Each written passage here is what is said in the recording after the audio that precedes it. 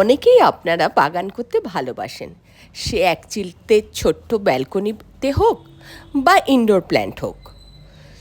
তো ইনডোরে অনেকেই lucky bamboo রেখে থাকেন। ফেংশুইয়ের মত অনুসারে লিভিং রুমে যদি আপনি লাকি বাম্বু রাখেন তাহলে দক্ষিণ বা পূর্ব কোণে রাখুন। এর ফলে আপনার মনের ওপর থেকে চাপ কমবে এবং শান্তিতে থাকতে পারবেন। শোয়ার ঘরে যদি লাকি বাম্বু রাখেন তাহলে খাটের ডান পাশে বেডসাইড টেবিলে এই গাছটা রাখুন।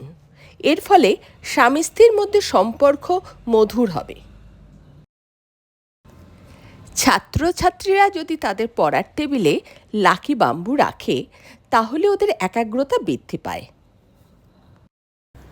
বহুদিন পর্যন্ত লাকি বাম্বুকে সতেজ রাখার জন্য জল পাল্টে দেবেন এবং